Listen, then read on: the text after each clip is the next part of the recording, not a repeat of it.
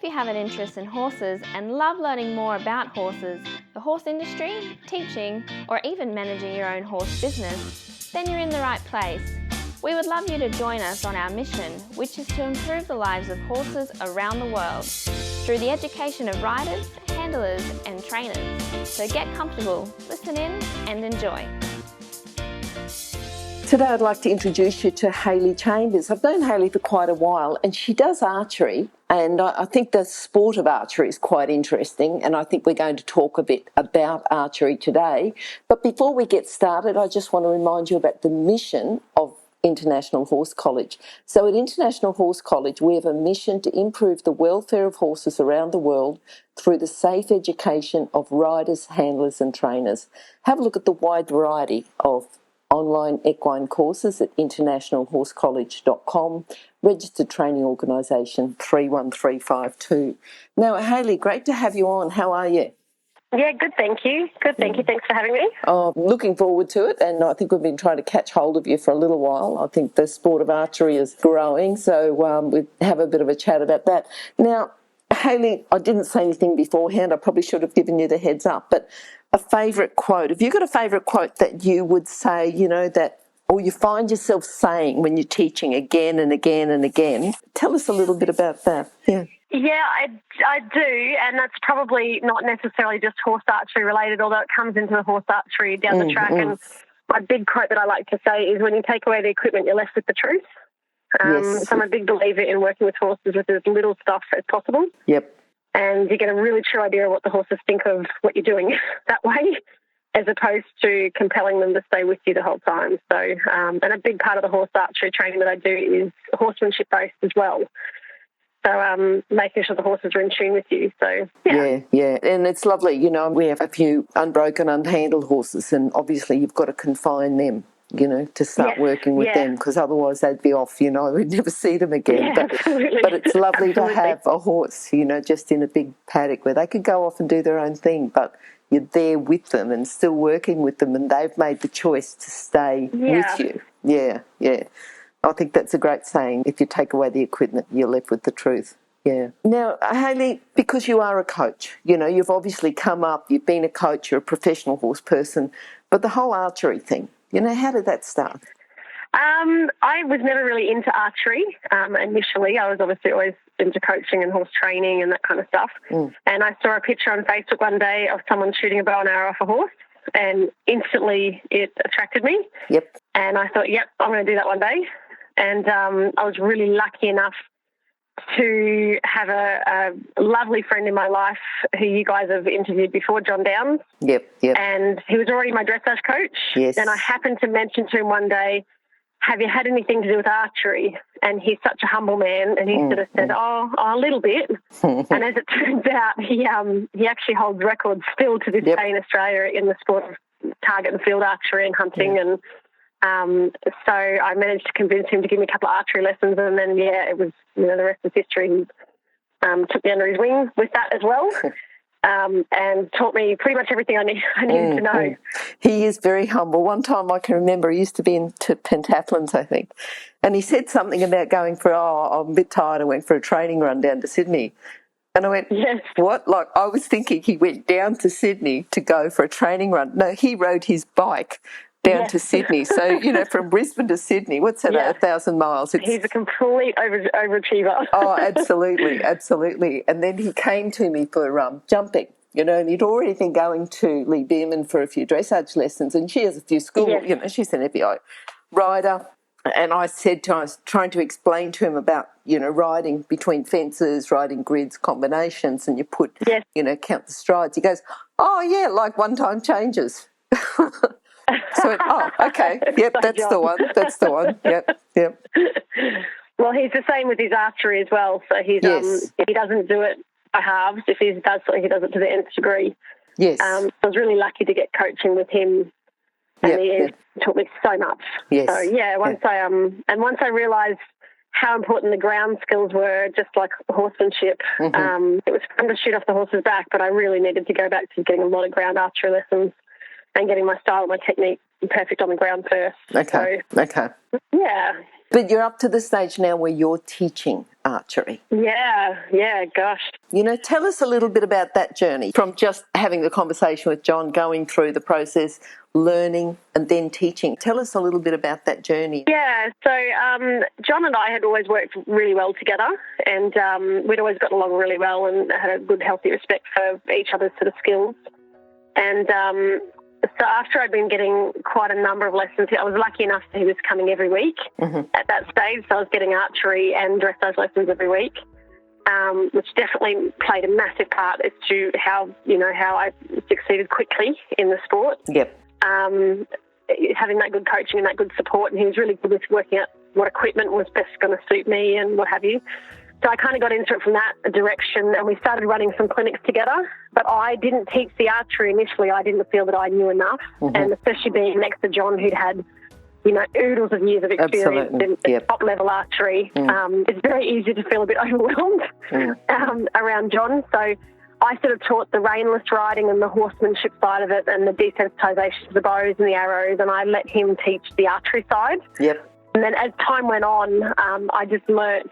I tried to listen to almost every lesson that he would give, and I'd stand and watch a lot of his coaching, and he would go through some coaching training with me, with some other students, and it kind of just progressed from there. So after a while, I sort of felt confident enough that I could coach it myself, and we also both invested in doing a horse archery coaches and instructors course through a gentleman who's now a friend of ours. He's in the US, and he was a big part of horse archery in the USA. Yep. And What's his name? Developed an instructor's course. Trey, I can never pronounce his last name. It's Trey Schlitting, I think his last name. Yep. So he's been on the USA team a number of times. He's competed at world championship level. He's been to the masterships, and really lovely gentleman, same as John. And when he came over to Australia the last couple of times, we ended up spending a lot of time with him and going through our instructor's course with him.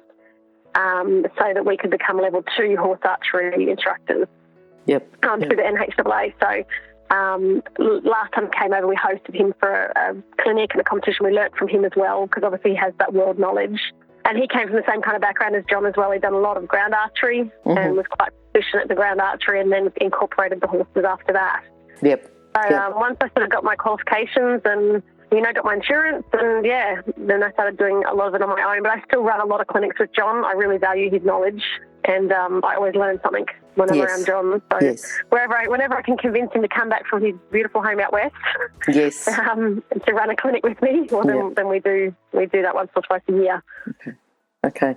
Now, thinking about your whole overall career with horses, what percentage of it do you think is archery? Oh, it's such a small percentage, sadly.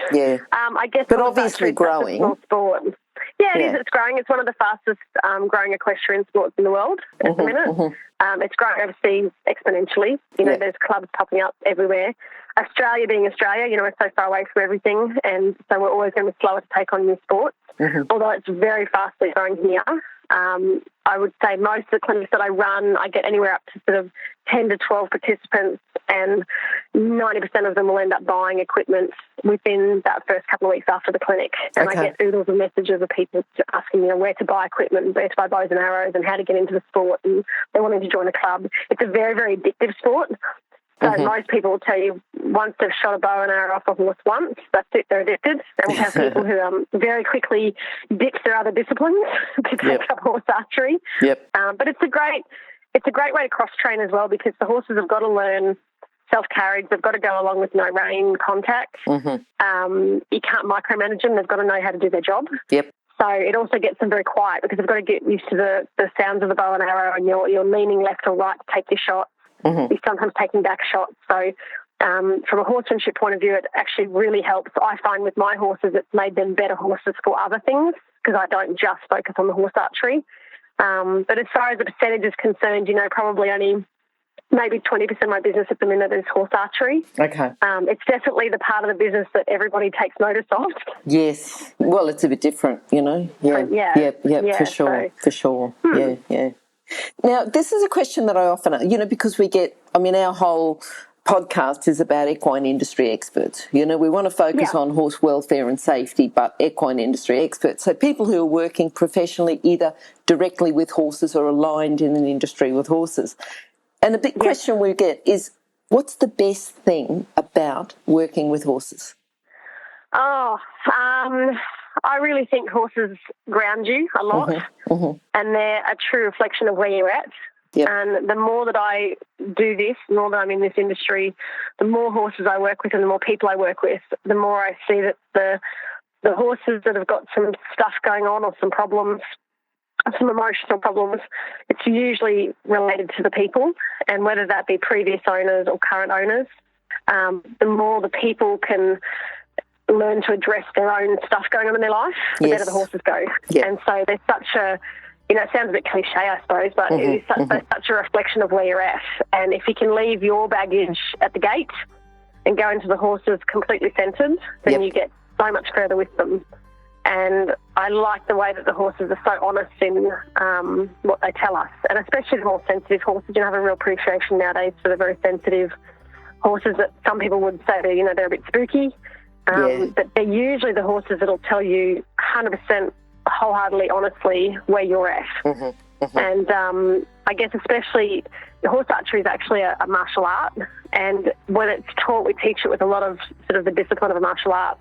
Okay. Most people who've done martial arts will tell you how centred you've got to be, how you've got to be so much in control of yourself. And I suppose that's probably what drew me to horse archery, because I had my horsemanship background and I really loved working with horses, and I liked working with them bridleless and bareback. And although I love my dressage and my show jumping, I want to be as subtle as possible when I'm communicating with them. And I guess the horse archery kind of just went hand in hand with all of that. But yeah, so definitely what you can learn from the horses. Every day I work with horses, I learn something, whether it's from the owners or the horses themselves. It's every day's a bit different, and it's you can really appreciate each horse for its individual traits. Certainly I don't get hung up on one particular breed or type, or I think they've all got something that they can really teach us. Well, even within a breed or type, you've always got the different personalities. Hugely. And learning how to adjust your methods and your techniques to suit each personality, I think is really important. I try not to get too stuck. I try to be very flexible in my approach. It's the same as working with people. You can't. Everyone learns a bit differently, and so you've got to adjust your approach, and that keeps me on my toes, which is good. I like to be kept on my toes. Yes. Okay. Now, thinking about, the type of person who's thinking, will I have a career with horses or another one? What type of person do they need to be to start working with horses? Gosh, they've got to be a little bit resilient. Yes, okay. Both physically, mentally, emotional. It's not just a job. It's sometimes a labour of love, and anyone who works in the horse industry will tell you it's not always, sunshine and rainbows. There's hard times, and there's, especially, I guess, for anyone who's been in the industry in the last couple of years, the drought has affected them so harshly. And feed prices and costs, and that's been really hard, and making hard decisions in times like that. And obviously our clients have been affected as well, so you've got to be a bit resilient. You've got to be able to stick up and not give up real easily. And that's even with the horses, trying to stick to a set time frame just never really works. You've got to be someone who can be flexible with your approach and flexible with the time frame, and understand, hopefully that the horse's welfare comes first. But that's hard when you're dealing with horse owners. They've got a budget, and they're trying to get results. And most horse trainers get into training or get into the horse industry because they love horses. Yes. And but you're still trying to make a living out of it. You're still trying to pay the bills and pay your feed bills and farrier bills and all the rest of it. So probably resilience is the biggest one I can come up with at this stage. Okay. And still having a passion for it. I see too many trainers probably that they go for a little bit too long and they lose a bit of passion. And I think as soon as you lose your passion, you run into some pretty dark ground when it comes to working with animals. So you've got to keep that alive and keep yourself interested with it. No, I think that's good. I think that, you can sort of point out the reasons why you work with horses, but then the type of person, the type of person you have to be. And if you are the type of person that can go through that, then it's just a very, very rewarding. Get up when you get knocked down. Yes, And it's easy to get knocked down around horses and horse people, and sort of get a bit disheartened. But at the end of the day, if you just keep going back to why you started doing this in the first place, you really can't go wrong. No, that's right. I think the highs are so much higher than anything else. Oh, absolutely. Look, the horse industry's been, me and John often say to each other how kind the horse industry has been to us. Yes. We've met some of the most amazing people, and we're really lucky that we've attracted some really lovely people that have started off as clients and become friends. Yep. And, as a general rule, I hear people say sometimes, the horse industry, this or that, but it's been kinder to me than it's ever been bad. I've got more benefits out of the horse industry than ever. So, yep. yeah. What about, you've talked about John, you've talked about Trey. Anyone else that, yes. You want to mention that's helped you within your career, helped you learn more about horses? Yeah, look, I think you learn from everybody. I've been really lucky to be surrounded by some other really good coaches and trainers in the past. There's one gentleman in particular who I've had a lot to do with over the years by the name of Barry Thurlow, and most people wouldn't know his name unless they're into endurance. He was a very good endurance rider. What's his name? Anthony Thurlow? Barry Thurlow. Oh, Barry Thurlow. Okay. Yeah, Barry Thurlow. He's in his 70s now, and I got to know him through another student, and he was a really good endurance rider, and he actually worked in the movie industry. He was training horses for movies and doing a bit of stunt work, and he trained a lot of different animals, and I learned a lot from him about horsemanship and energy. Yep. And he's one of those people that as soon as he goes near the animals, they all congregate to him. He's just got a lovely energy around humans. And so he taught me a lot. So between probably him and John, I spent a lot of time with both those gentlemen. Yep. And they're real gentlemen too. It's, I guess 21st century, you don't hear that a hell of a lot, but they're both real gentlemen, and they're very down to earth and don't take themselves too seriously, but definitely put the horse's welfare first. Yes. So I was influenced a lot by those guys, and I've done a lot of riding with both of those guys. And Barry taught me a lot about trick training and liberty training and that kind of stuff that he did in the movie industry. He did some pretty big productions. So, he had a lot of knowledge to pass on to me, so I was very, very lucky. And to this day, still call them, two of my best friends. So. Yeah. Has there been a particular horse that stands out amongst others? You've worked with quite a few. Yeah. Who's that? Tell us a little bit about that particular horse and your proudest moment. So I have a horse by the name of Jats Crackers. Yep. Who I bought as a very, very cheap project horse many, many, many years ago. And he had half a tail, and I was sure his tail would grow, and it never did. But what he lacks in his tail, he makes up for in a massive personality. And I was told he was a stock horse thoroughbred when I bought him, but he was actually an Arab cross. And it was very obvious when we got him home, the way he carried on. And he was a very, very hard, highly strung, highly reactive, I guess that spooky horse, that nervous horse. Yep. And a real brain, and still to this day one of the smartest horses I've ever worked with. And I work with hundreds and hundreds of horses every year, but he's still right up the top of the list. And it took me a really long time to learn to adjust my methods for him. I'd always been sort of taught about pressure release training, which in the equitation science world, what now we call negative reinforcement. And I'd done a lot of horsemanship sort of stuff like that. Jats Crackers was one of those horses that you could put as much or as little pressure on him as you wanted, but if he didn't want to do something, he wouldn't do it. Okay. And all the methods I'd been taught in the past just didn't work for him. So I'd done a little bit of clicker training and positive reinforcement training with dogs. I had a dabbling in a bit of positive reinforcement training with that horse. And he took to it like a duck to water. Yep. Because as far as he was concerned, it was still his decision. He was choosing to do something because I was paying him some food. And so that kind of started my journey into positive reinforcement and equitation science world.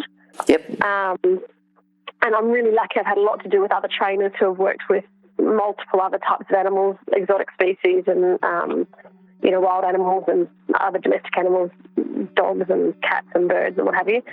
And I've learnt now that so many of those techniques are relevant to horses as well. So although the horse industry hasn't fully embraced it, slowly as the equitation science world is developing, we're getting more evidence and research. They're starting to show that is actually one of the most ethical ways to train with animals. Yep. And horses are no different. And that horse wholeheartedly taught me that. I had no choice but to learn with him. So he ended up being one of my best trick horses, best Liberty horse. I did a lot of demonstration work and stuff with him. But he was one of those horses that in the early days, he was like a kite on the end of the lead. Yes, And okay. I used to say everyone would look at us for the wrong reasons. But as time went on, people would start to look at us for the right reasons. So, and he absolutely taught me resilience. Yes, okay. There's many a day that I could have ended up in tears and thought, oh, God, what the hell am I doing? I think it changes, doesn't it? You know, you sort of go through a stage maybe where you're saying, okay, this horse is this and this horse is this, and you almost dictate their behaviour, but then it almost comes to you and you go, what is it you're trying to tell me? And when you start to listen from the horse's point of view, what are they trying to tell me? There's so much more can be achieved. Hugely. Hugely. And if we can look at each thing that's going on with each horse and instead of laying blame or getting upset or getting frustrated, if you actually sit down and go, why? Where's this coming from? What's your goal? What's upsetting you? How are you feeling? And horses, you know, and there's no science behind this, but horses can absolutely tell if your heart's in the right place to try and help them. If it's all about your agenda, constantly your agenda, eventually you'll come unstuck. So if you can try to get them to feel like they've got a little bit of choice in the outcome, and they've got a bit of prediction about what's going to happen, and that it's going to be good and not bad, and that they can control their outcome a bit. The results you get down the track are hugely different than just trying to shut them down and make for an obedient horse. And I always say to people, you know, if you just want something that never asks questions and does exactly what it's told and is hugely obedient, get a motorbike. Yes, they're much easier. Yes, that's right. But, you know, one with horses, I think part of the joy in working with them is that they don't always say wholeheartedly yes. They sometimes ask questions and they say, why? Why should I do that? And it's our goal as riders and trainers to show them why that's a good idea. And build our skills up enough to encourage them and have that communication so that, the end result is absolutely what the human wants, but it also becomes what the horse wants. And rather than just a dictatorship. That horse taught me a huge amount. That's good. I'm just thinking, you know, about challenges and the sport of archery. And I always say money aside because that's always a problem. You and John, you've had a big hand in growing the sport, but what's been your biggest challenge in growing the sport of horse archery? Oh, gosh, the biggest challenge. Look, probably a lot of it is getting the sport out there and getting people to realise that anyone is capable of doing it. Okay. So like awareness. Yeah, awareness. And I think a lot of people see, you know, some of the pictures and the videos where people are galloping along, shooting the bows and arrows and they're at top level. It's a bit like watching Grand Prix dressage or A-grade show jumping. If you only thought that was the only way that you could do it, you wouldn't be encouraged. And I guess for some people, they have this vision that, I'm going to drop the reins and my horse is going to go crazy and I'll have no control and there's no way in the world I could shoot a bow and arrow off the horse's back. And getting people to understand that any horse is capable of this sport, any rider is capable of this sport. I mean, before I got into horse archery, I hadn't picked up a bow and arrow. It's certainly not a traditional bow and arrow. I didn't know anything about archery. You know, I knew roughly where you point the pointy end at the target. And you pull a bit of string back and you hope for the best. So in a very short time, although I've trained a lot, I got a long way. And so I think, just awareness and getting people to realise that it is something that they can do. It is something that they can achieve. I get a lot of people who go, oh, no, I could never do that. I could never drop the reins on this horse, or I could never do this. And when it's trained properly and safely, and we have a very structured step-by-step process we go through, it's actually a very safe sport. Okay. But it's got to be done properly. You know, it's like anything. If you suddenly started throwing kids at a 80-centimetre cross-country course they've never jumped before, well, then they're going to run into problems. And so the safety part of it absolutely comes first. And first and foremost, once people realise how safe it is and that they can achieve it, and they don't ever have to gallop and canter if they don't want to, they can stay to walk on a trot, like prelim and prep dressage, you know. Some people will stay at the lower levels for a long time, and that's what they're happy to do. That's their hobby. I'm sure there's another complete podcast on how to build confidence through horse archery. You know, Oh, yeah. I'm sure, Yeah. because I know that it's absolutely. a good confidence building. Yeah, yeah. Oh, 100%, 100%. I'll just get you to come back and do that again another time, if that's okay. Yeah, cool. Yeah, no worries. All right. Now, thinking about, because you've talked, and a lot of it was mindset, I think, I can't do that, it's going to be too hard. So thinking about the common fault with people getting into archery, and we talked about the mindset, what about a technical fault? Have you got a technical fault that you could give us? What's something common? Yeah. Oh, definitely. Probably the biggest problem I see in horse archery at the moment, and I say this at every one of my clinics, in an ideal world, we would teach the ground archery for a lot longer. And we would get their technique and their style perfect before we would get them shooting off the back of the horse. Yep. And unfortunately, in Australia, and I guess in the world, we're a bit of a bushbuck society, and especially in Australia, people want to go and give it a go. Yes. And it's a bit of a catch-22 at the minute. The sooner I get a student up on a horse's back shooting, the sooner they get addicted, and they're more likely to take the sport. Okay. However, the risk I run is that they lose their technique up under saddle if they start under saddle too soon. So I'm caught between a rock and a hard place, to be honest. Yeah. From a technical point of view, the archery technique stuff can take months and months and months to get perfect, years to get perfect, just like horse riding. But most people come to us as riders that have never done the archery. It's very rarely we get someone who's done a lot of archery and they're getting into the riding. But the sooner I get them to shoot off the horse's back, the sooner they get that buzz. Okay. But they also lose a lot of their ground technique. I start to cringe when I see them shooting. I think, oh, no.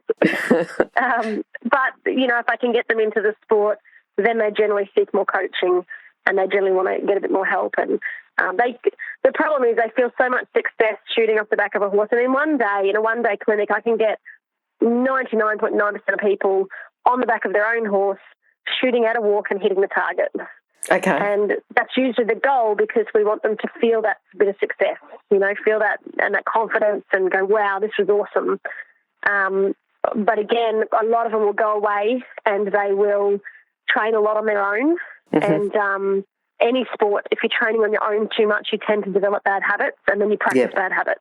Yep. And so I don't see them then for 2 or 3 months and they've developed a lot of bad habits. And you asked before about the challenge of the sport. One of the challenges is we do not have enough horse archery, qualified, experienced horse archery coaches in Australia. Okay. And that's something we're trying to rectify at the moment. But the more coaches we can get, it's a bit like dressage and show jumping and a lot of other riding sports, Western and what have you, there's a lot of coaches. Yeah. So it's very accessible for people to learn. At the moment, there's very little coaches in Australia and it's probably the biggest thing stopping the sport from growing as big as what it probably could be. Okay. So that's, I suppose, someone, if they're already a coach and they're already teaching, then to say, right, and I'm going to teach archery as well as that. Yeah. Yeah, and I've got a list of people sitting there going, come on, when can we do an archery course? Yep. And we've sort of been in talks with Archery Australia and just trying to get something off the ground in the next few years so that we can get more coaches because the only way this sport will grow is with more coaching. And I can't be everywhere every weekend, nor can John, and nor can, the other horse archery coaches that we've got in Australia. Yep. And I regularly get, messages. I get messages from pony clubs every week. I get messages from riding clubs all over Australia wanting me to come and coach, and I just can't fit it in. I cannot stretch myself that much. So there's potentially thousands of great little horse archers out there who could be going to world level who just aren't. They don't have the accessibility to try it out. And it's actually a very cheap sport to get into. Anyone who's into horses, the horse part in horse archery is the expensive part. Yeah. The archery part is the cheap part. So for as little as $200 or $300, you can set yourself up with a good bow, good set of arrows, your protective equipment and a target. So that's the cheap part. So if we just get the coaches out there, we'll have a chance to grow a lot faster. That's what you think's holding it back at the moment is more awareness, more coaches. Yeah, absolutely. Absolutely. The more that can change, me and John and another coach down in the We've been in talks and we've all agreed that the thing holding Australia back with horse archery is coaches. And at the moment over in the States and in Europe, there's a lot more people coaching. Yep. There's a lot more clinics going on. It's a lot more accessible. So more people are able to get into it and start their journey. Okay. Yeah.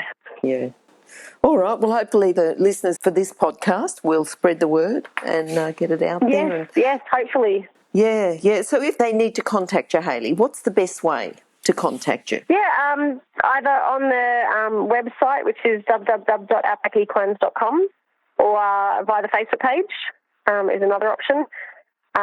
So the Facebook page is Outback Equines as well? Yeah, the Facebook page is, they just look up Outback Equines. Yep. And from the horse archery side of things, we have some horse archery groups as well, which we put a lot of videos into and a lot of information on equipment and that kind of stuff. And everyone has some really great discussions in there. It's a really supportive, amazingly fun community. So that's been really good to develop those networks.